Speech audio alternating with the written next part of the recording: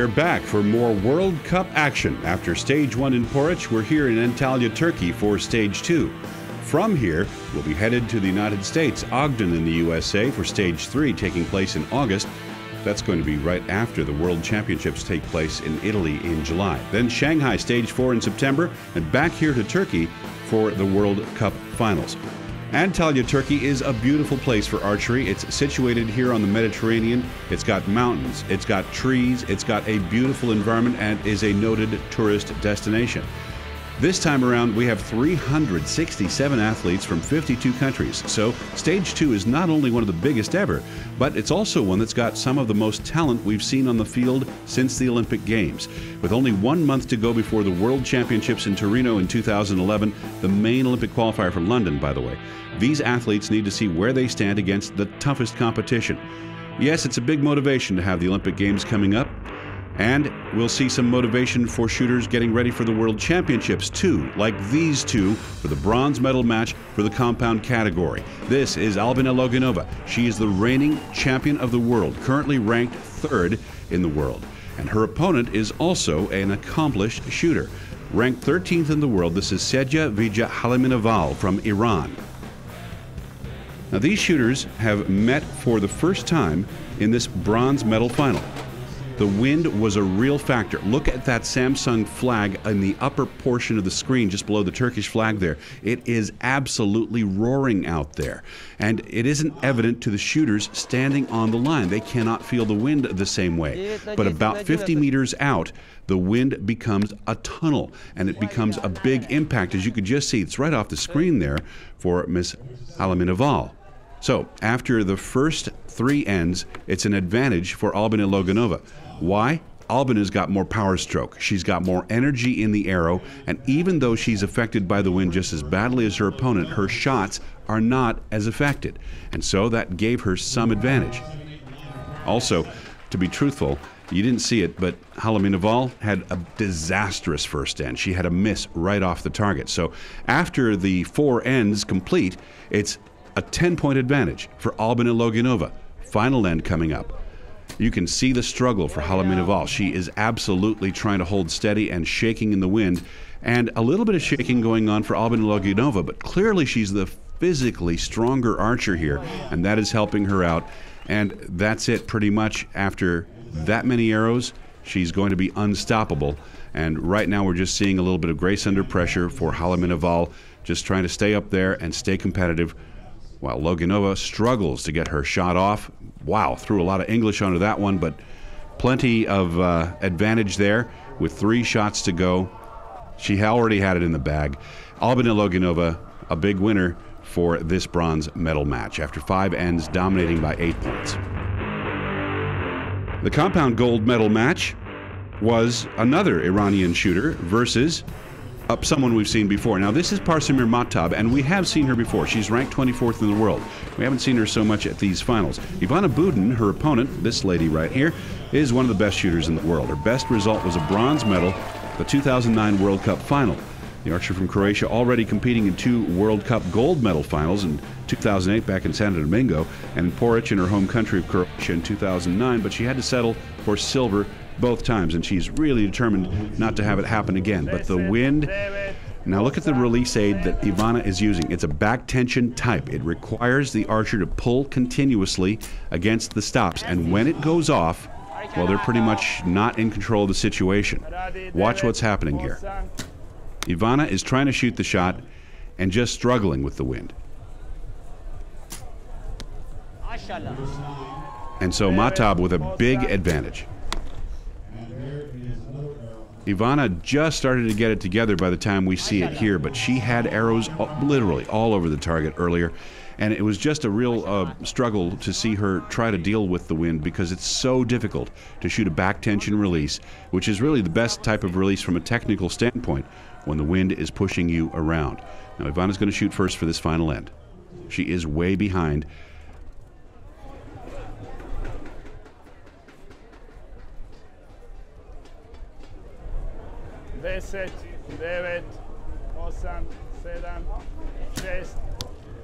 And there's a 10.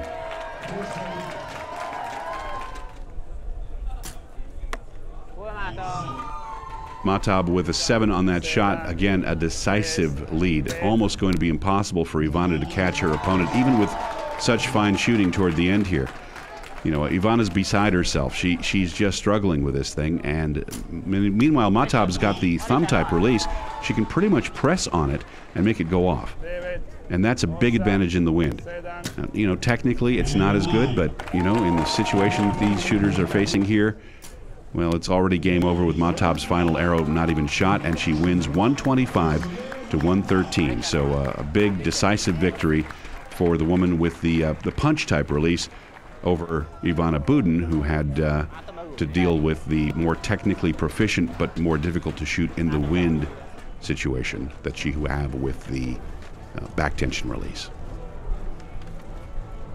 This competition for me was very exciting because I have a very hard work for this competition, and I God helped me, and my manager, Federation Archery in Inar helped me, and my coach helped me, and I can't accept this medal. So a big change in the rankings. Erica Anschutz had gone out early, so had Victoria Balzanova and Laura Longo. They were all here, but as you can see, a big change on the board. Parsamir Mahtab of Iran, now #1 in the World Cup final rankings, 36 points. Current world champion Albina Loginova second in the running as we head toward Istanbul. Now it's the compound bronze medal match. We've seen this fellow before, particularly at World Cup finals. It's Dietmar Trillis, the 2007 champion of the world. His opponent, Seppi Siljers from South Africa, ranked 15th in the world. This man holds the 30-meter world record. He'd also equaled the 50-meter world record. But he didn't have to do that in the wind tunnel that is our venue here in Antalya. And he is running into huge problems. That, yes, it's a 0. He missed the paper with his first shot. And essentially, that really devastated Seppi's chance to catch Dietmar. And Seppi is all over the board. The reason, again, like we talked about before with Ivana Budin, it's a back tension release that he is using in literally impossible conditions for a back tension release. It isn't just blowing the arrow all over the target, it's blowing him around. And he cannot get the release to go off with the sight in the center when the wind is pushing him as hard as it is. Just look at it. Look at his shirt. Look at the flags in the background. It is absolutely very challenging conditions for Seppi and for Dietmar. But here's the other thing. The wind is a little stronger on target #2. By the time the wind got down to where Dietmar's target was, target #1, it was more relaxed. It was a little more spread out. The reason? The way the stand was built. The stand was actually creating a wind tunnel effect coming off the sea, and it hit Seppi's arrows a lot harder than Dietmar's. The same was true of almost all the other matches. Something on the order of 6 out of 8 matches were won on target #1. Yeah, luck of the draw to a degree, but no question about it, there was a slight disadvantage for being on target #1, as evidenced by the scores, not to mention the results. And Dietmar Trillis absolutely outshot Seppi. It wasn't just the wind. He absolutely earned this bronze medal, and he won by an overwhelming advantage. Conditions just as challenging for this compound gold medal match between someone we've seen before. Here he is again, Roger Willett Jr., winner of Porridge from this year. The Sharkman is ranked #1 in the world. And his opponent, someone we haven't seen for a while, ranked 45th in the world, Amir Kazimpur of Iran. So this is promising to be a difficult match because of the wind conditions. Look at it flying down on the beach. You can see what's happening to the flags down there. Windsock absolutely horizontal. And at this stage in the match, well, you wouldn't think Roger Willett Jr. had been out in the wind all that much because he is really dominant. And he leads by at least 4 points right now. There's an 8 on that shot, 4-point lead. Kazimpur showing great intensity. Wow, what a shot, 10 points. Now he's putting on the pressure. Roger looking cool as a cucumber. There's a solid 10. And Amir Kazimpur with another good shot, 28 points in these roaring wind conditions. Roger Willett Jr. not matching it on that. He gives up a couple of points, but maintains a 4-point lead going into the last end. Roger Willett Jr. is a laid-back guy. He's got tons of experience. He's a great shooter, as he's already demonstrated, and he's also the leader for the Longines Precision Prize. The Swiss watchmaker Longines providing the prize for the most accurate shooter, defined as the shooter with the most tens in the season, to the compound category, and Roger is the faraway leader for the Longines Precision Prize right now. And now here comes the last end. The pressure is on. Mr. Kazimpour with a 7, and Roger, well, he just shot an 8. So picks up another point, 5-point lead. Kazimpour with a 9. At this point, Roger just needs to keep his arrows in the gold. There's one of them, 10 points. And he can take this one home with anything in the 8 ring in the next shot. Mr. Kazimpour has just given him quite a wide opening to drive through the garage door. Here comes Roger's final arrow. It only needs to be in the red. There it is. It's good enough. Roger Willett Jr. taking another consecutive gold medal. Interestingly enough, he was not good enough to make the U.S. team that's going to be competing in Torino. He had a bad day during the trials, and he won't be going to Torino, but he is #1 right now in the World Cup circuit. So Roger Willett Jr. with a decisive 5-point victory in straight action. There are so many guys on this field that are better shots than I am. They're qualifying better than I am, and they're just great shots. I just pray before every match, and my prayers are being answered, and that's just about the extent of it. Them guys are better than I am, but I pray for help, and I've been getting blessed with help. So. One of the things people appreciate about Roger Willett Jr., he's a humble winner, and he's #1 with a bullet for the World Cup rankings right now. 25 more points for this event, giving him a total of 50 on his way to Istanbul. You know, the Americans have been really dominant so far this year. What's going on there? Let's get an insight on why the Americans have become quite so dominant this season. We're always training them to win. That's our main focus. We look for, you know, you try to shoot world records, because if you shoot world records, you're going to win most of your matches. I'm pretty sure of that. We're just talking to them, you know, making sure they're nice and relaxed, making sure they're ready to go, just letting them hear a friendly voice, and you know. The force of the American team, it's a camaraderie. You know, everybody likes everybody. We stay very strong together. We spend a lot of time together. We travel together, and we have fun together. So everybody is very, very supportive. They train a lot, and they get together and work with themselves and the coaches and everything. They come in and they just perfect their form over and over and make minor changes to make sure there's a difference, and they analyze everything and then move forward from that. There is no real secret except hard work and practice. We have a different type of the training program we have, and also this is a lot of money is involved. Without the sponsorship, I don't think any country can develop this. And especially last year, we have a bigger sponsor, Easton and Hoyt came on board, and they really helping us, and they make us to compete better. So archer training, and if you don't have any money, you cannot compete. That is a really realistic issue. No magic pill.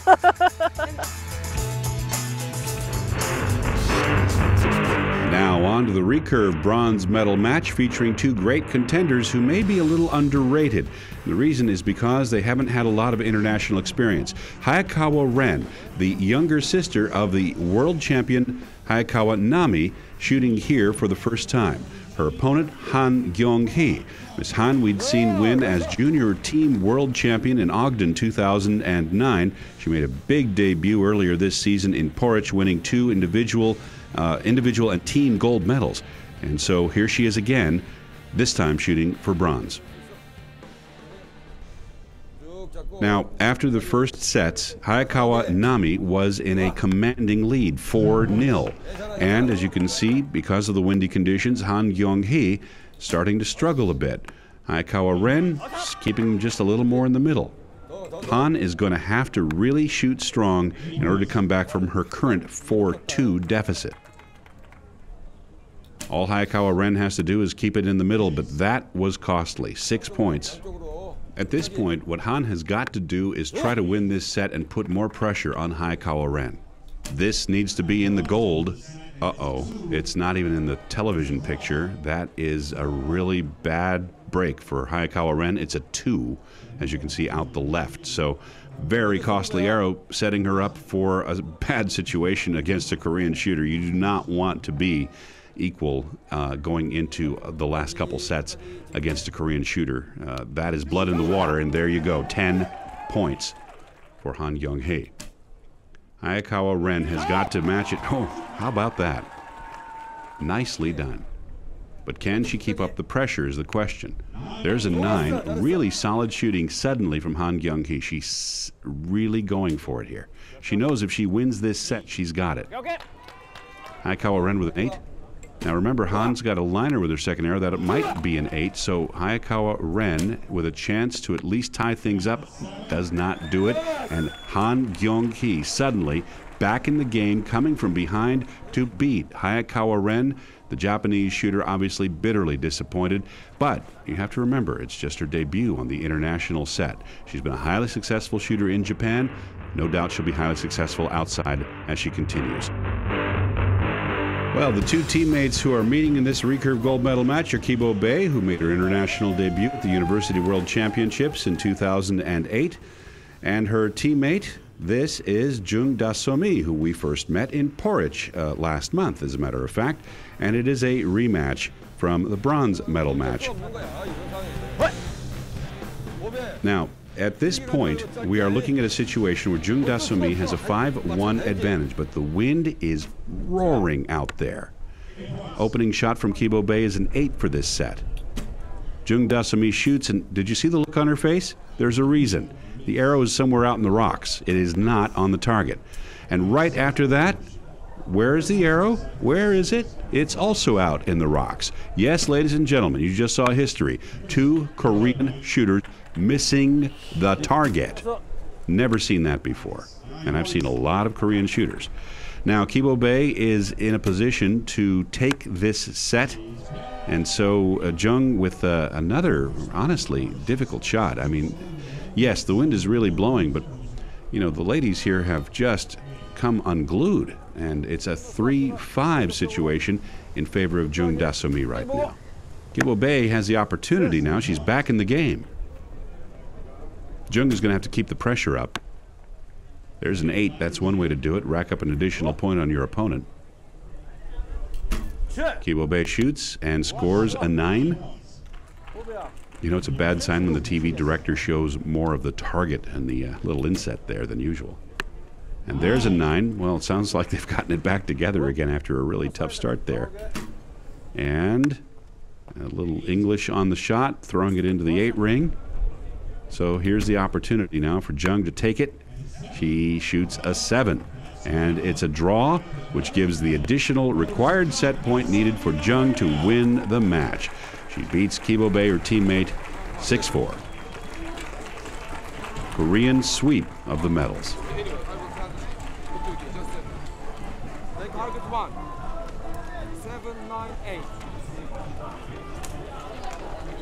And maybe a little relief not to have to be shooting in that wind anymore, because that was really a challenge. Jung Da-so-mi maybe can't quite believe it, but she is the winner. It was a good experience to win the competition, especially with this strong wind we had here in Antalya. Any competition you win is a very good experience, and it helps to win all the championships and the Olympic game as well. Well, the Korean sweep means that we're going to see a few of these names change. Here we are after the first stage of the World Cup. You'll see Pia Carmen Leonetti second, as we see a Korean charge to the top of the board now with Antalya complete, Jung Da-so-mi and Kibo Bae second and third.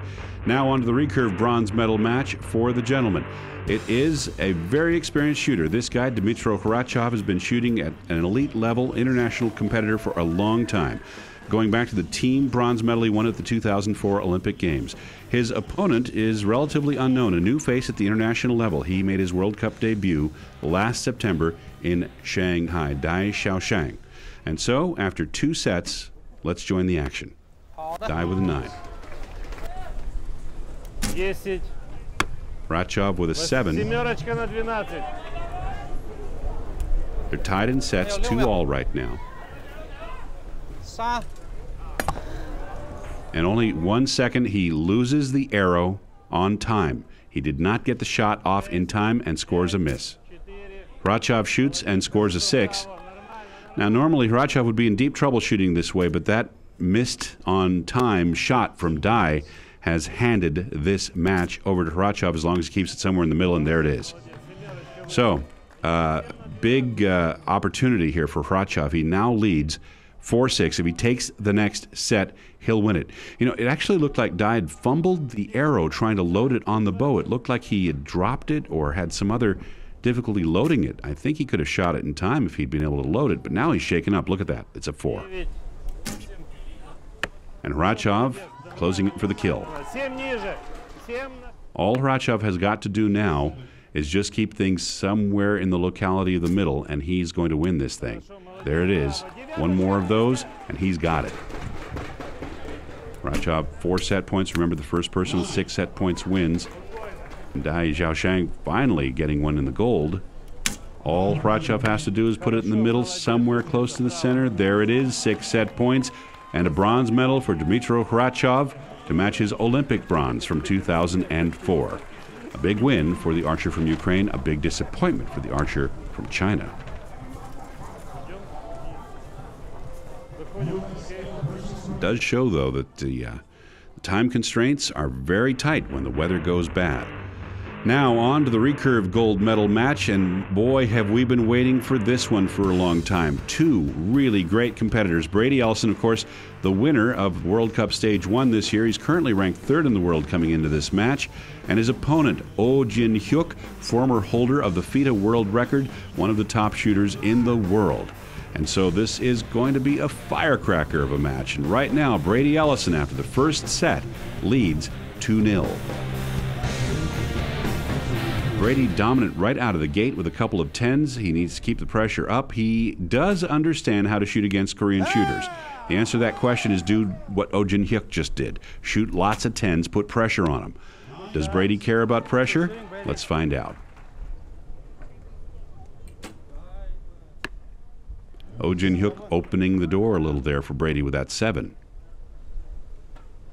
Now, Brady Ellison is not the kind of guy who's going to be satisfied with 9s or much less 7s like that shot right there.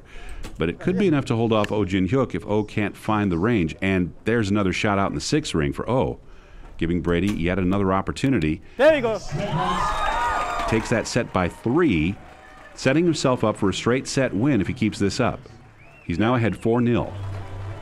Oh Jin Hyuk, by the way, had in qualification and elimination shot so absolutely, what's the word I'm looking for here? I guess in a dominating manner that he was just unstoppable. He took out an opponent in straight sets with 90 points, 9 straight 10s. But he didn't do it in a roaring gale like he's trying to do right now. And boy, what a challenge. It actually blew the arrow off his rest. And there's an 8. Yeah, this might not look all that great to you sitting back in your living room watching this, but you have no idea just how strong that wind was. Just incredible. And the fact that Brady Ellison is calmly landing arrows right there in the middle is a real testament to his ability. Jin Hyuk with another 7, and boy, he's getting frustrated. This is such a difficult situation for a shooter who's accomplished so much and is just used to putting them right down the middle. And Brady Ellison just set himself up for a straight set win with the next shot. Oh has really left the door open. All Brady has to do is keep it anywhere in the red, and he's got him. Another gold medal on this shot.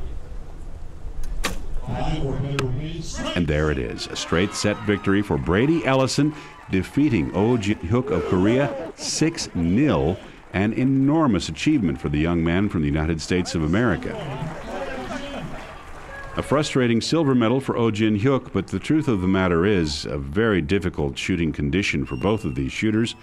Brady Ellison, the better man on the day.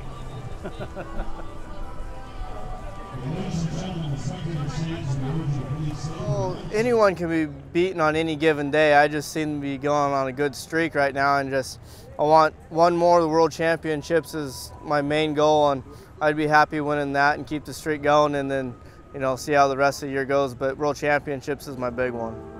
So, with that big win, Brady Ellison takes his 25 points from his win in Poreč, multiplies them to 50 points, while we see some change at the top of the board.